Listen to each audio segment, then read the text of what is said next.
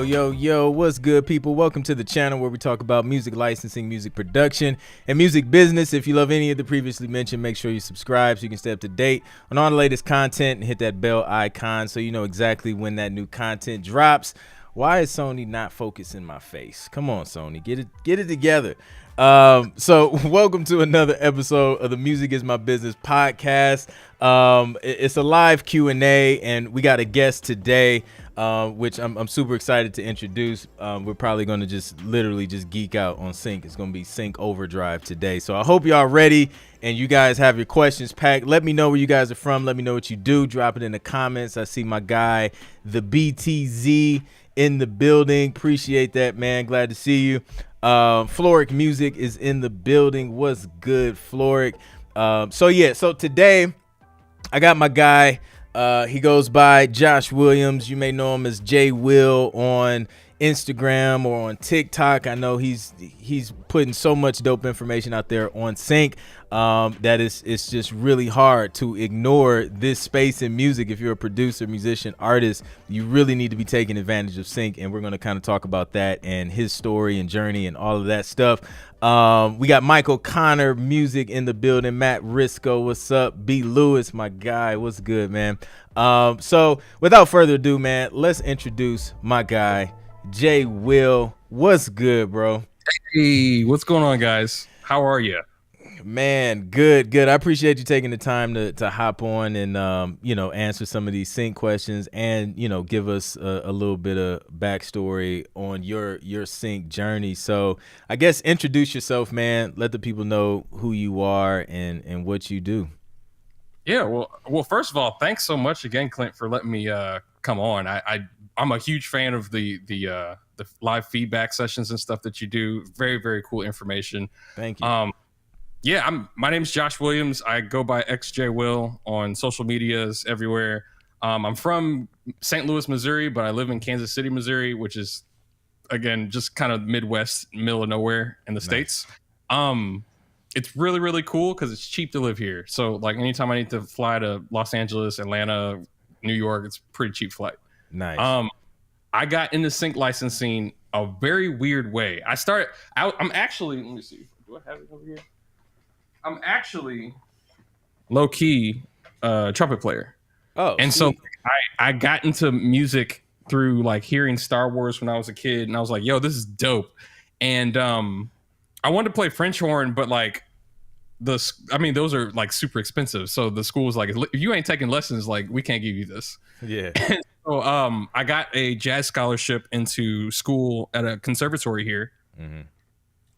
For music, but I realized that no one ever asks you for a music degree when they need something from you. So like from there, I did a really cool, I did a couple different like international tours with like different bands and things like that as a side mercenary, if you will, with like horn lines and stuff like that. Mm-hmm. But eventually when I got back, I realized like, yo, like, I'm 26 now, and I was like, yo, I'm off my parents' health insurance. Like, how is this going to work? And then what solidified it was that one of the adjunct faculty members from the school I was at invited me to a concert, and I found out it was a benefit concert for his health insurance and for like surgery that he needed. So I was like, oh, my future awaits. Like, I got to figure out something figure this out. Be you. Yeah, this could be me in like 30 years. So I was like trying to figure out what's a better way to live off my music without having to be out in the field all the time. Because I mean, like, obviously, as you get older, you might not want to be doing late night club gigs all the time. Yeah. So like, that's how I got into publishing, which led me to sync. Wow, that's super dope, man. Like everybody has like, their unique story on how they kind of stumbled across this segment of the music industry. So that's dope, man. Like, man, so you went to school, you got some education behind, your craft and things like that. And then you quickly realized like you have to find some ways to make money with your music. Like, was it something like, how did you, I guess, What was your first approach when you learned about sync, and like what was like, okay, I'm gonna do this, or I'm gonna sign up for that, or I'm gonna reach out to a supervisor? Like, what was your initial approach when you first got started? So when I first got started, before I got into sync, I was like publishing, like Michael Jackson, their estates, like everybody that actually doesn't tour anymore and obviously didn't get paid via streams. Like, how are they still getting paid? And I was like, oh, it's publishing. So while I was working with I ran like a neo soul group that we did like different stuff around the Midwest. And so I was like, guys, we're not playing covers anymore. Like Jill Scott's great, don't get me wrong, but like we got to start playing our own music. And everybody was like, oh, I don't want to. Like, what's the point? Like, but eventually what happened is that we started logging that stuff into like BMI Live and things of that nature. So anytime we were playing a live performance, we get a royalty check for it. So we were getting paid like twice for the same gig. Yeah. And from there, I realized like as jazz musicians, all we do is improvise off of what we're seeing or what we're feeling and interacting with other musicians. So I'm like, it's kind of what you do with writing film scores anyway. Right. So that's when I was like, my wife actually suggested, she was like, why don't you like start writing for like TV shows and stuff like that? I was like, I want to write for like jingles and stuff like that. I didn't really understand. Same. And so when I got into it at first with the film side of things, I tried to reach out to like local directors and stuff like that, but there's no budget in the Midwest for like huge movies to make a living off of. Right. So although they do have some nice subsidies, which is cool.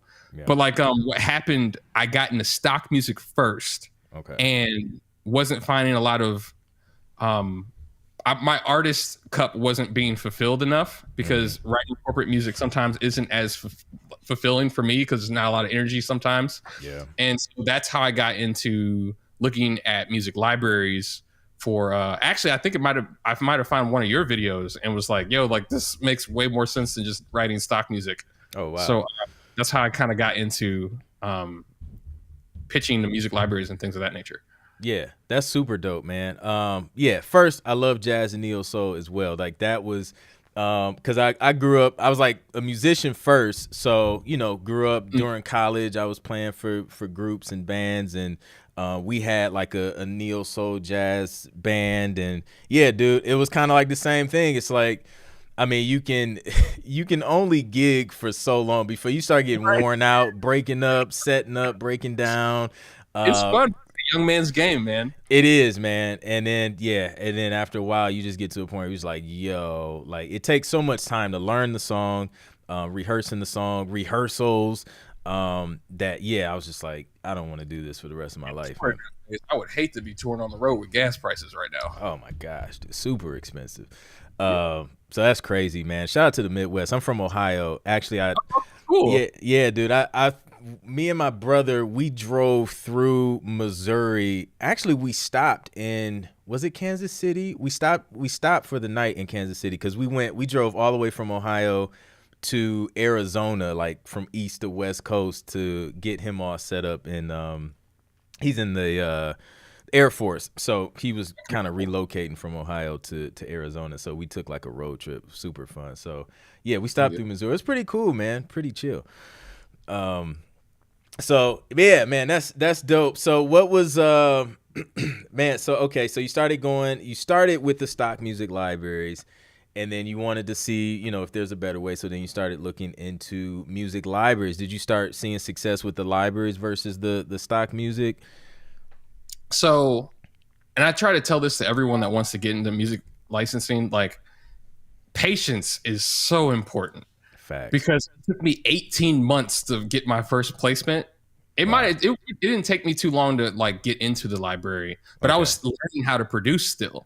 So I was just thankful that they actually let me in, and then I was willing to basically do almost like a paid practice situation where I just vomit as many tracks as possible, and I guarantee you the first track sounds completely different than I think I was 200 tracks in by the time something actually landed. Yeah. So understanding that and then reverse engineering why it worked was like the biggest takeaway for me. Yeah. You know, arrangement, mixing, mastering, all that kind of stuff. I was like, why I need to do this again? Because my first placement was with a Taco Bell ad. Wow. And it paid like 5 figures, and I was like, what is this? How does this is not stock music? So Yeah. Yeah. And you got that through the music library? yeah. Nice, man. And I tell producers all the time, man, like, because there's different ways to approach sync, right? You can do the music supervisor, or if you know an editor who maybe have their hands on projects, or if a composer, lead composer on a project, you can kind of get in, or an ad agency. But I feel like music libraries allows producers who, may not necessarily be familiar with sync or have experience. I feel like that's an easier way to kind of get in and really get your feet wet, while they still manage the relationship with the decision makers, where you can kind of focus on just creating the music. You send it to the library, and then they just kind of take it from there. Mm-hmm. Would you say that's been your experience as well? It's been the most efficient way to, especially because you're starting from nowhere, like don't Yeah. have any connections, which makes the music library like the best opportunity that you could possibly have as a music creator. Yeah. Because all you do is you make more music and they pitch it for you. So like all you can, it's like the perfect situation, because now all I do is wake up and make as much music as possible, and I know that eventually something's going to land. And yeah, after you have a catalog, it gets easier. Yeah, I agree. Michael Connor has a question. I think this kind of ties into, you mentioned kind of having to reverse engineer as far as structure and things like that. But Michael says, I know the ABAB format is great for sync songs. For instrumentals that are based on a hook, is it wise to always, quote unquote, get to the point, full instrumentation, or build up the layers? Ooh, good question. You want me to go first or take this one? Yeah, you can go ahead, man. Okay, so I specialize with advertising more than anything. And what I found is that, yes, get to the point. Because guess what? If you take 30 seconds to get through an intro, commercial's over. The ad's over, yeah. Sorry, show's over. So what I'd like to do, you can still build with that format. So for instance, maybe take 4 to 8 bars max and have something to gain some type of interest. I like to sprinkle a lot of ear candy. With those sections, I'll normally make those sections not 8 bars but 7. That way, there's a space in between. You can put like ear candy, risers, things of that nature to kind of pull the listener's anticipation or their ear, and build anticipation. And from there, you're rising to a climax point, and then normally it's like a movie. Like then you get the falling resolution or whatever. Like that's normally how I like to structure my songs, because what we're doing with sync licensing, or making music for sync, is we're either helping tell a story or sell a product. Yeah. Period. So like with that, you have to make sure that we're being an undercurrent to whatever is on the screen. Period. Yeah, that's a fact. I love that. I've never thought of that, to make it like 7 bars, but then leave that extra bar of space and leave that for, transitional elements and things. That's super dope. Editors eat that up all the time. Really? I love it. They're normally cutting to the song, at least with commercials. Yeah. So it's easier for them to kind of work that way. Super dope. Yeah, I'm gonna try that, man. That sounds super cool. Man, so so you're saying pretty much, that structure is still there, but especially with ad music, it's just happening faster. Everything is just happening quicker, essentially. Yeah, 9 times out of 10, it's like you have the what's the adage of like change something every 4 to 8 bars. I like to use like a needle drop test and like drop in different parts of the song and make sure nothing sounds the same. Yeah. But with commercials, it's like every 2 to 4. Gotcha. Yeah, You know, things are moving super quick. Love it, man. How did that feel, man? That first placement landed on a Taco Bell ad, and when did you find out about it, or how did you find out about it? So the library just emailed me, and I told my wife, and we went straight to Taco Bell and bought like 4 tacos, just because it was like, man, first placement, finally something came through, and that was cool. But I think I didn't have enough understanding of how long it would take to get paid. Okay. So like with advertising, it's gotten a lot quicker. Like I would say 3 to 4 months max. But I think when we first got the placement, I was like, all right, cool. Well, then maybe it should come in like in the next couple weeks. And 6 months went by before I got it. And I think we were more happy to finally have it because we needed it at that point in time. Yeah. I feel So you. it was a really cool experience. That's cool. So with, I haven't the only thing ad wise I kind of had, and it was more so like a campaign thing for Adidas. It was on the like the internet thing. So it wasn't like a TV ad or anything. I haven't had any of those yet. But from your experience with getting ad placements and kind of specializing in that space, is like how is royalties the same as like say reality TV placements or like a TV show or film placement on a streaming network? Is that set up the same or is that different because it's an ad? Good question. So because you normally have a limited use on an advertisement, so for instance, the terms normally might be like 3 to 6 months, or sometimes I've seen some for about a year.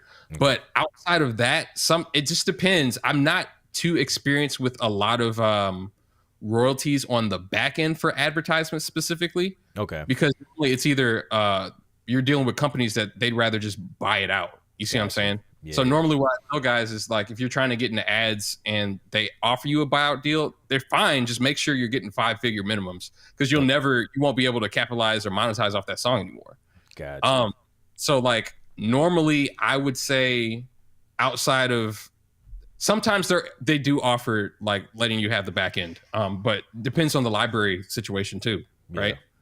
So it kind of just depends on the agreement, but I have gotten like sync placements with ads. Here's the other cool thing is that if the term is over with and they want to run the ad back, you get paid again. Oh, nice. Because they use that same music, but the term's up. So that makes sense. That's the really cool part about it. And then on the flip side, sometimes you can negotiate like, okay, well, if you guys don't have as much of a budget for the front end of stuff, like we're gonna have to do something about the back end. So yeah. Okay, that's super dope. Man, so we got some questions. Let me scroll through here. We got that one. My guy Eric Nevo says, do you I just lost it. Oh, do you perform all of the following for your songs? Copyright, Pro, or Song Trust and Sound Exchange, or only some of these? I know me personally, working through libraries specifically, they're handling like most of that. So I create a track, I send it to the library. They're going to handle pro registration on my behalf because technically they're the publisher. So they're going to list their publishing company, me as the writer. The copyright situations is dependent on what that deal looks like. Sometimes you may be assigning that copyright, so then they handle all of that stuff anyway.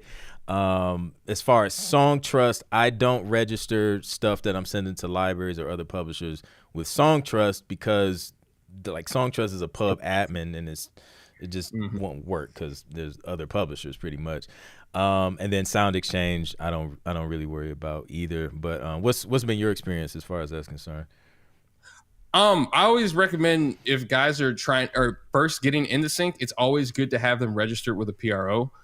Just because it makes it the perception of like having your business handled is way better and raises your chances of actually getting accepted to make a publishing deal with the library.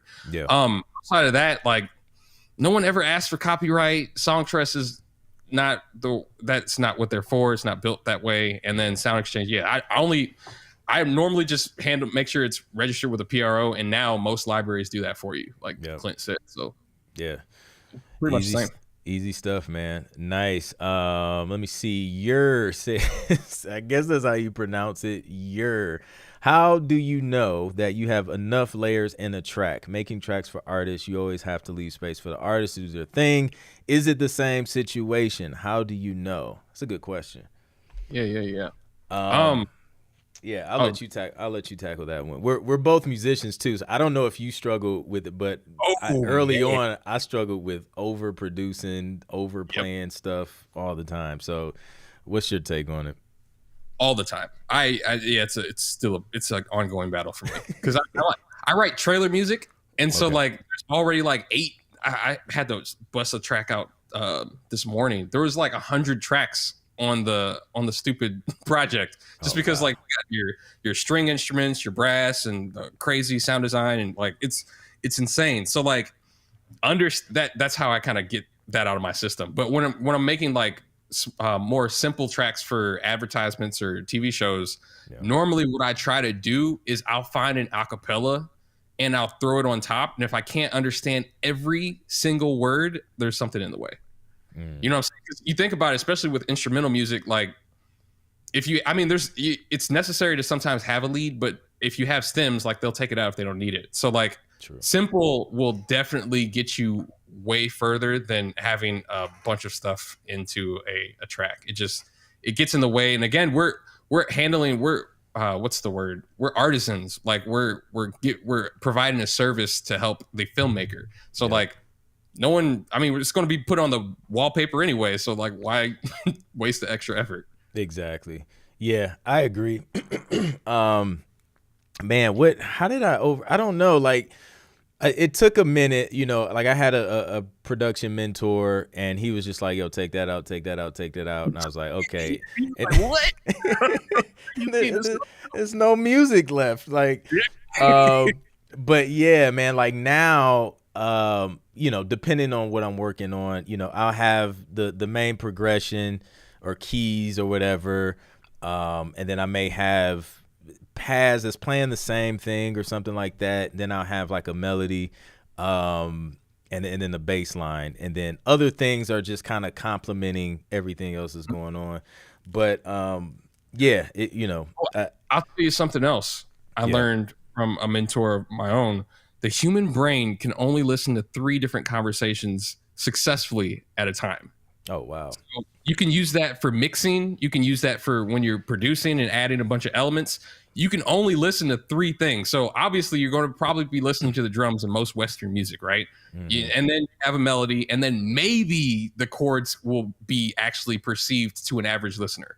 Outside of that, like nothing else is really needed. That's interesting. That actually that clarifies a lot in my personal life because listen, I have my 3-year-old saying something to me. I have my wife saying something to me, and then there's like a TV, and then my 3-year-old's iPad. And I'm like, yo, something has to stop, like because I can't. Yeah. But no, that's dope, man. That makes a lot of sense, and that could be a great tool to use, like when you're producing, just keeping that in mind. So yeah, appreciate you sharing that. T Lamar wants to know if you use templates. I have I have 2 templates. Okay. I have one for just overall sync licensing, which has my drums already loaded up, my go-to bass, my go-to 808, and I have a bunch of like sound design. I have a sound design template that I throw on that helps me like flip samples and chop them up and stuff like that so that they're recognizable. And then I have a trailer placement, or not trailer placement, a trailer template where I have like every section of the orchestra, the drums, and all that kind of stuff kind of set up. Yeah. Nice. Yeah, man. Templates are the cheat code, I guess. Definitely have them. Definitely use them.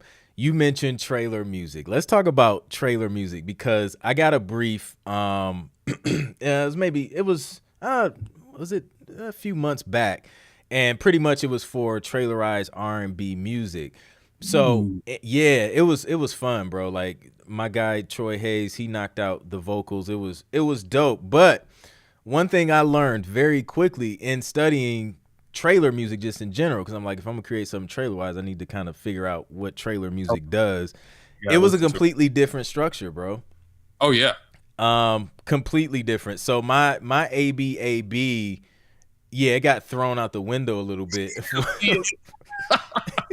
So talk about that, man. Talk about the structure and the difference between producing, say, you know, a quick track for an ad or some background instrumental music or a song for TV versus actual trailer music. Okay, so there's a lot to unpack. Trailers, the easiest way to understand and simplify trailers is that it's an advertisement. Okay. It's advertising the movie, right? So because of that, you want to make sure arrangement is extremely important, because if to an average listener, most trailers sound the same. And it's because of this arrangement, because it works. You have the intro, which is normally like not as much energy going on, maybe sound mysterious. And then the second act is my favorite, because you get to add all the like running counter melodies and lines and stuff, because like now the story is being told and they're doing a bunch of quick cuts with the characters and stuff like that. And then the section act 3 is what they call it, is like when all the like climax and there's like just a wall of sound being pushed in front of the audience, and it's like the really epic part. And then afterwards you have what I like to call a what's it called, a button where they'll show the title, and normally it's like a boom or something like that, and maybe the motif of what your trailer was doing in the maybe the very beginning. Signature sounds in the intro is extremely helpful as well. Yeah, man, it was a fun project, and just getting exposed to that. So now I've created that as a template, because it, with it being so different. It's completely different. Yeah, we got a time management question from Kimberly W. So what does your time management while creating look like? Do you guys usually try to knock things out in one session with breaks, or come back based on time / when it's due? Great question. Yeah. I'll let you go on that one. I'm a time Nazi when it comes to this kind of stuff. It's so bad that I have a production timer on my DAW, on my master channel. Okay. So I need to, in order for me to feel like I'm getting the most bang out of my song, or out of my time creating the song, I have a timer. It's about 4 hours. That's starting to mix and mastered. And I'll normally maybe take 15-minute break every 45 minutes if I need it. But like 9 times out of 10, especially with ads, and especially you could probably attest to this with television, they need it yesterday. Facts. Right. So I actually had a situation before we got on today. Like within an hour, they needed a track, and I had something that I already had kind of put aside. Yeah. But like, because of deadlines, you want to try to be as efficient as possible. So templates, I have presets that I've made that I always go to. Yeah. I know you're a huge Logic user, right? Yeah. So there's like keys and things that you can do. Because even if it's a small, minute fraction of time, if you can save it, it's going to pay you dividends in the back end, if you will. Yep. It adds up, man. Yeah, dude, like you guys couldn't see it, but literally before we hopped on live, like he had to hop on a call to sort some things out with a project. And that's how it is, man. I completely understand, because there's times where things are needed like ASAP, and when they call you, like you want to answer. You don't want to return a call the next day or like half a day later. I mean, I've gotten briefs before where it was just like, yo, we need this in the next couple hours, and I would be far away from home, and I'm like hustling back home to try and get stems over. So time is super crucial. Yeah, man, it was crazy, bro. Like luckily I was able to make it, and then when I opened the session, it was from a track that I did like 3 years ago, from the time that they asked me. So I opened the session and I had a new computer, bruh. I had the match sounds up. They didn't even notice. Like I went in and like I reproduced like and went and swapped out some of the sounds, because like I didn't have some stuff. You're like, man, yeah, exactly. Crazy. So yeah, man, time management is key. I've been using Asana to kind of, I'll list out projects and deadlines, so I know like what's coming up and what's due, and kind of what's priority, and then I'll kind of prioritize that. And then I love the setting the timer thing, because that really keeps you focused. Like when you know the timer's going off at a certain time, you're gonna get it done. Keeps you on. Yeah, indeed. So yeah, and then occasionally I may take a break, especially if I'm mixing, just to give my ears a little bit of break, and then I'll come back.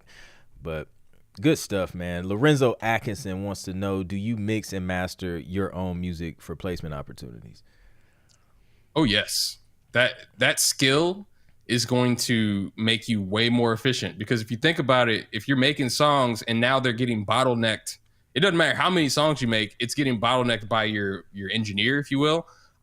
You're going to be behind the guy that can do everything. Yep. So I would always say that, like, if you have the time, invest in that skill. I actually got into a library and then learned via trial and error. And now I have a mastering chain that just works on everything. So like now it doesn't take much time to do much of anything. Yeah. So highly recommend learning that skill. Agreed, dude. Same, man. Like I have, the whole like my template has the mastering chain already there. All you gotta do is turn it on and attenuate it, right? That's it, man. Send it all, because if they hit you back, and they're like, hey, we need an alternative mix for this, like you don't have time to go back and forth with a studio or engineer like, hey, can you, well, I'm in the middle, I'm engineering another project right now, and then you miss out on an opportunity because you couldn't get it back in time. So yeah, crucial. The BTZ, appreciate the super chat. The question is, how do you guys do your taxes in the sync world? Okay, so with libraries, they normally sign you on with 1099s, if I'm not mistaken. Yeah. So that means that you're a what's it called? You're a sole proprietor, or you're basically a hired worker, right? Yeah, independent contractor. Thank you. Yep. And so when that happens, basically they'll send you a 1099 in the mail during taxes. Normally, what I try to do is I'll save 15-20%. Now, I'm not a tax aficionado, so please don't listen to me. But like, what you want to do is you want to try to save a little bit, just so that when taxes come through, you can write, you can do whatever you need to. And as a musician, like, you can write off all your gear, project software, hardware, all that kind of stuff. Entertainment, like, the entertainment on my tax thing is like crazy, because like I have to study in order to like make music. So like all the little TV shows that me and my wife watch on, like, I don't know, like BET Plus or Hulu or whatever, like, technically that's part of like market research. So yeah, my CPA, she was like, you can write off like at least 50% of the streaming services that we use. So I was like, all right, cool, because it is like and I really don't watch a whole lot of TV, like, unless, like we'll maybe have a show or a movie that we'll watch an episode a night or something like that, or on the weekend. But outside of that, if I'm watching something, I'm like listening to even if I'm not, like, I'm still working in some way, shape, or form, listening. So yeah, man. I do the same thing. Every income that comes in, take that 15 to 20%, set that aside for taxes. You don't want that surprise when it's time to file taxes and you realize that you had to pay self-employment taxes or whatever on that income, and then you don't have it because you spent it all. So set that aside, and then hopefully, if you're keeping track of all your receipts and expenses, hopefully you can deduct a lot of that and lower your taxable income with those write-offs from the gear and the all the stuff that you do business wise. So dope stuff. Let's see. Zay Wilson says, have you worked with any libraries that are monthly subscriptions? I get that question a lot too. Yeah. I have. When I first got started, before I went full time with doing music, I was part of a subscription called That Pitch. Okay. And they do more like micro sync. Okay. Which is cool. Unfortunately, I didn't like that if I didn't send anything in, like, I still got to pay, I think it was like $30-40 to just kind of have my foot in the door to have that opportunity. Gotcha. And so after like a couple placements landed, I left because I had saved, again, Missouri is cheap to live in. So I saved like 6 months rent and then left. Because like now I was still matching my full-time job, and like that was basically my way to get into doing this full time.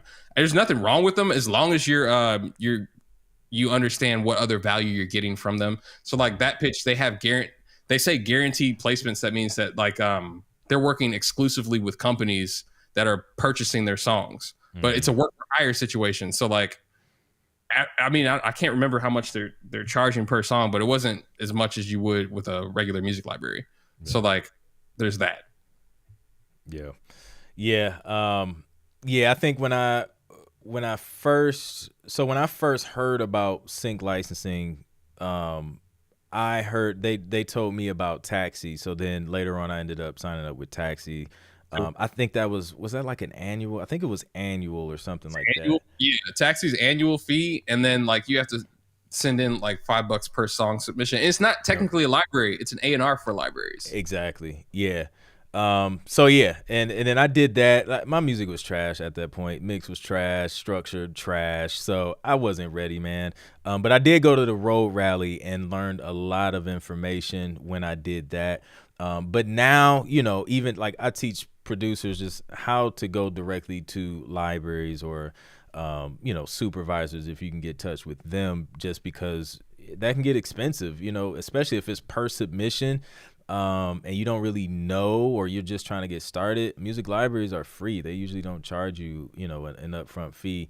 It's a 50-50 deal once they get some music play. So you don't have a lot to risk up front going the library route.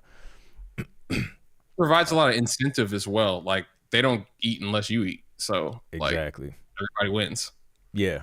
And usually if they feel like they can place your music, usually that's when they'll sign it. They're not going to sign anything that they don't feel like they can use for the most part. Not at all. So that's just going to cause them issues when they're trying to look through the library. Yeah, exactly.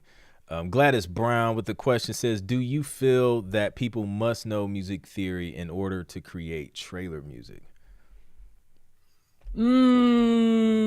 It could help, Yeah. but it's a must by any means, because I had to learn the hard way that the theory that I was using was too complex for what they needed. They were always telling me to simplify, especially with trailers, because like most of them, again, a lot of them sound the same when it comes to like the chord structures that they use. So like after you figure out that formula, you're pretty much good. You know what I mean? Just make different melodies and different. You can play around with the structure a little bit, but you got to make sure it's still in that rigid 3-act formula. Yeah. And you're pretty good. You don't Yeah. necessarily need theory. Yeah. Super dope. Yeah, absolutely, man. I know, because I started, like, keys is my main instrument, and I play by ear, and that's how I've always played. I didn't really get into some of the theory stuff until like later on, but it can definitely help, and especially with communicating. Like if you're working with someone in a music department that knows a little bit more theory and they use some of the terminology, at least you'll kind of know, some of the basics. But yeah. Here's the thing. I have a gripe about music theory. It's like it's not this mystical thing that like no one can understand. It's basically saying, like, for instance, the background of the chat right now is blue. So like just knowing that it's blue is going to help with, like, if someone says, "Hey, we need more blue in the song," it's like, "Oh, okay, I know how to make that." Yeah. So like not like you have to understand these crazy quadratic formulas or anything like that. Yeah. It's essentially just describing what something is, because we're making invisible art, guys. So like we have to figure out ways to kind of describe it so that if I want you to play a C7 with a sharp 9 or whatever on it, like I know what it sounds like, so I can describe it to you. That's all it is. Yeah. Love it. Love it. Eugene Ward says, I see tons of music libraries online. How do you decide where is the best to post your music to, or is it more of quote unquote members only type of sites? I'm yet to find. So I guess it's just like how to decipher which library is best. Honestly, man, from my experience, like there's some things you can do in research, right? You can first off see how long they've been around, because some libraries, they're new, they pop up out of nowhere. They may have a few people on their roster that already had credits before they actually play something. I've seen that. But see how long they've been around, reach out to them, ask them, what were some of their recent placements or clients, who are their clients or whatever. And just kind of do that research, maybe reach out to some of the composers that are already on their roster, see how their experience has been with them.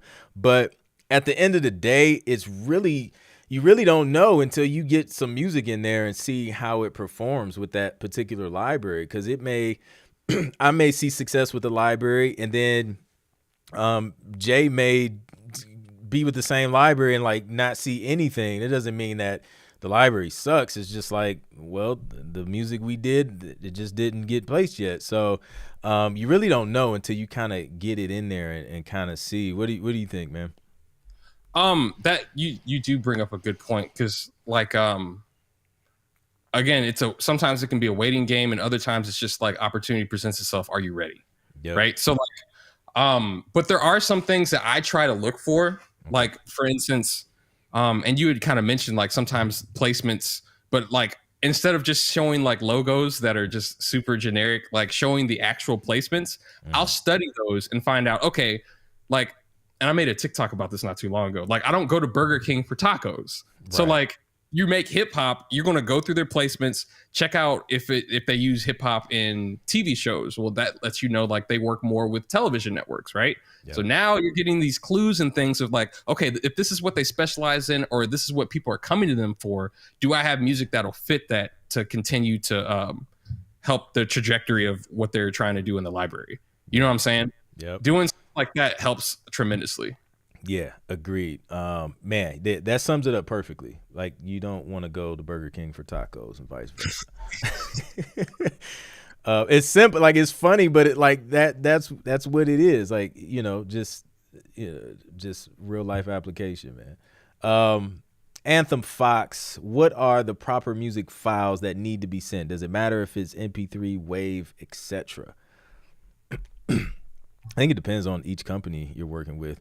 They have, I've worked with companies. They was like, just send me an MP3. It was like, all right, no stems, no nothing. I was like, that made my life mad easy. So, and then a lot of them, they want WAV, high quality WAV. That may vary, and then a lot of them, they have their different sets of deliverables. I'm literally, before I hopped on here, I was finishing up printing out stems and uploading them to a publisher, and I probably had like at least 7 stems for each track. So there was the full song, there was the instrumental, acapella, and then there was like, guitars, stem, synth stem, bass, drum, stuff like that. So it really depends. And then, some companies, they have you name it a specific way, like a certain name and configuration. So yeah, it really depends. Important. Say that again. I said nomenclature is extremely important for some of these libraries, because they want to make sure that they can find everything very, very quickly. Yeah, agreed, man. I seen one of your TikToks, and I think you were talking about the importance of metadata, and like let's talk about that, because bro, you can have some fire music, and if that metadata ain't right, nobody's gonna find it. You know what I mean? So like, what's your experience on that? Yeah, I think that was one of the things that I had to learn with those 200 tracks, because I'm pretty sure a lot of them didn't, because I didn't really understand what it was. Yeah. But like, metadata basically is, how can I say this? It's like the fishing bait that you use when music supervisors looking for your stuff. And so when I first got into it and started entering metadata for tracks, I would only just put the instruments and what kind of genre it is. But what really helped me a ton was typing in feelings, moods, vibes, because that's what they're searching for. Yep. So like, if I was a music supervisor and I have a track, a project that I'm working on, I'm going to type in like summer or happy, and that's what you need to look for. So like, having those moods and make sure they're accurate, because if not, then you as an artist on their library, you're going to get blacklisted. Like, anytime something comes up, they're like, oh, it's probably not relevant. So like, make sure they're very accurate. But I would 9 times out of 10 bake that metadata in to an AIF format when submitting to libraries, just in case like your track may get passed along, and if they don't have your contact information, which also I feel like is involved with metadata, so your PRO numbers and all that kind of stuff, contact information, phone number, you don't necessarily have to use your phone number, but like your email address, things of that nature, so that they can contact you to get permission to place said song.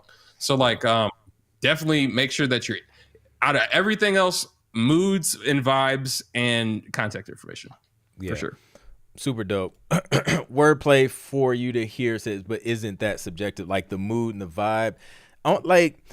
Not really. Like, to an extent, there may be a couple words that someone may, may feel different, but a slow piece of piano music that's played in minor progressions or a minor scale is going to sound dark, no matter. Like, I don't know anybody who would hear like something played in minor super slow and sad say they feel happy after hearing that, or they feel excited. You know what I'm saying? It's like, it's just certain moods and vibes that you're gonna get based on just how that music makes you feel.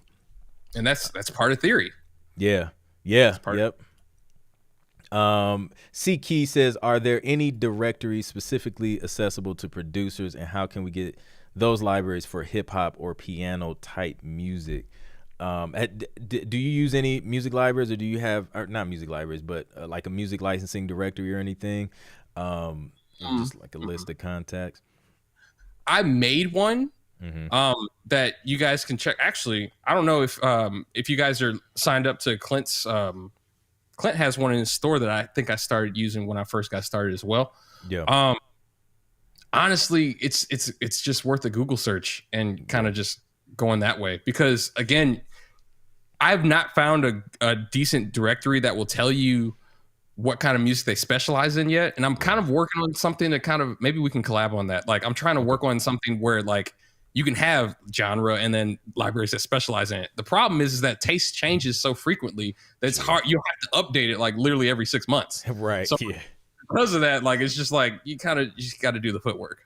Yep. And that's the thing. And I've seen requests for that. Like, can you categorize it? And it's just like, yeah, to take the time to do it, but it's like, by the time you take the time to categorize everything, like you said, needs are going to change. So it may change. They may not be looking for hip hop music by the time you get around to it. And yeah, and that is a part of the work. Like, we try and give you guys advice and tips to kind of save you as much time as possible, so you don't make a lot of the same mistakes that we made, like kind of learning this business. But there's just some things you can't skip, and that is the process. That's the work, doing the research and things like that to find out if that library is going to be a good fit for you. It's just one of those things. It's tough to get around. I will tell you, going to different sync events like PMC or Sync Summit, I think happened last weekend, right? Yeah. Going to those is probably your best bet if you want to find out immediately, because library owners are there and like chopping up. So like, that's when you can kind of just ask like, hey, what are you guys needing? What are you looking for? It's way better than like, you want to listen to my music, because now again, you're putting yourself into a service or providing them value. You see what I'm saying? Yep. That's good. Are you a PMA member? Yes. Nice. Me too, man. Team I just PMA. got it last year and it was amazing. It helped me get a Yeah. Like, yeah, I love the PMA. That, for those who don't know, it's the Production Music Association. And it's just a community of people who specialize in production music for TV and film. And when they have, we have like these coffee hours and things like that, and you have composers, you have library owners,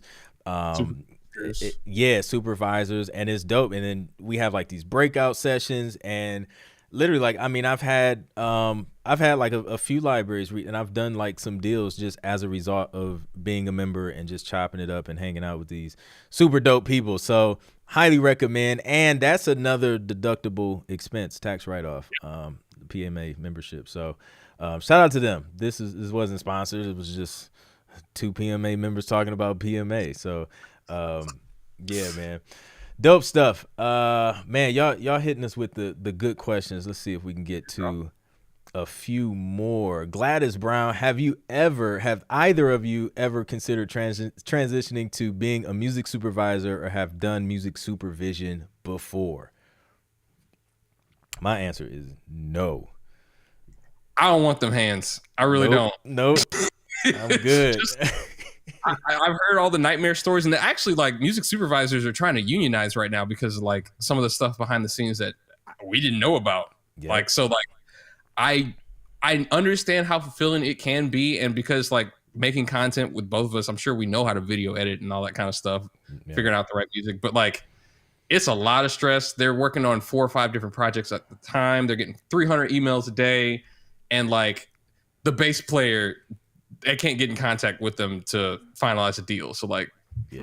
you know what I'm saying? Just maybe too much stress for me. Yeah, I'm like where I am now in my career. I'm still highly creative, and I love to create music, and that's Right. what I want to focus on right now. Because that's what I enjoy, man. There's a music supervisors do a lot, man. It's a lot, like you said, it's a lot of stress. That's why that's why we tell y'all, like, please be human and sensitive when you're reaching out to them, man, because they're juggling a lot and just extremely underpaid and undervalued. Understand that perspective is going to get you a lot further than the next guy. Yeah, facts. So yeah, answer is no for both of us apparently. Hard pass. Yeah, and I know, like, you know, some friends, I know that has kind of fallen into their lap, like them not necessarily looking for it. But yeah, I mean, even just the submission side of things, man, that's a lot. You know, I've done some, you know, put some briefs out there, and man, just sifting through music, people not following instructions, like, yeah, I'm good. I'm gonna sit here in the studio and just make music for now. Yep. Lorenzo, what's the best music production software to use for PC? I'm starting to use Cakewalk. What do you use? I'm a Mac user. Are you a Mac user too? Mm-hmm. It's Team Mac, Lorenzo. I'm sorry, man. You're on your own. Nah, I mean, honestly, it doesn't matter, man. Yeah. If you get good with Cakewalk and you know your way around Cakewalk, use Cakewalk. It doesn't matter. Like, whatever you decide to use, just get comfortable with it. Learn the tools, learn the shortcuts, and make it work for you. At the end of the day, you know, these companies, they're listening to your music. They're not listening like, oh man, he made this on Cakewalk, he should have used Logic Pro. Right. They can't hear the difference. You know what I mean? So it doesn't matter, man. Go with what you feel comfortable with and make it work. Let's see. There's a curse with the Macs too, where like they'll update and like now I got to go get a bunch of new plugin updates or something's not working. So Yeah. the dangers of Exactly. Yeah, dude. I built a Hackintosh because of that, and then it was cool for a few. I probably used it for like 5 or 6 years. nice. Yeah, and I did it because I was just like, man, if Apple decides to make this machine obsolete, like, you know, I'll be able to update some parts and then get back to it. Then they switched to M1, and I was like, okay, well, back to square one. So then I went and got another Mac. So, you know, pick your poison, I guess. D Holiday says, is sending a link to sync companies better than sending attachments? If so, why? What kind of link should you send? It's a great question. I never send attachments. I never recommend it. The only time is if the person you're talking to explicitly asked for you to just attach the MP3. It rarely happens, but that's the only time I would do it. Don't do it. Clint, have you checked out? All right, now let me ask you something. Do you use Disco? Yes, I love Disco. Have you checked out their new Pages vibe? No, what is that? Oh, okay. Is it okay if I share screen? Because I'm sure you're going to. So. I think it'll would it let you on your end? It has the option. Hold on, let me pull something up real quick to make sure. Okay. Basically, it makes your playlist look like an EPK for an artist, and it's extremely cool when you're trying to present different music for different projects and things of that nature. Okay. And I really think that it's going to help people in the long game here. That's dope. Let me check this out. Let me make sure it's working. Because we had a sneak peek on it. I want to say a couple months ago, and they finally released it, and it just looks really cool. Check this out. Okay, can I share screen? There we go. Perfect. Awesome. Okay, so, can you guys see this? Hold on. I'm gonna add it. Let me see. Oh, okay. Sorry, I didn't mean to throw a monkey wrench, but I think you're good. It's really, really cool. Here we go. Boom. Okay. Cool. Awesome. So as you can see here, I send them this disco link, and as you can see, they can save it to their disco, which is like the coolest cheat code. But it has, you can put artist bio here, you can put in like videos, and That's it's basically fire. the same thing, but it just pops. Yeah, It it just does. And then so yo, that's sweet. yeah, man, it's cool. So I highly recommend like check that out. Nice. Yeah, I'm gonna look into that like today. Um, yeah, dude, disco is dope. Especially like if you're already in this and you're sending pitches and playlists and stuff like that. Disco is really cool. If you're just getting started, I know when I first started, I was using SoundCloud. I don't really like that anymore.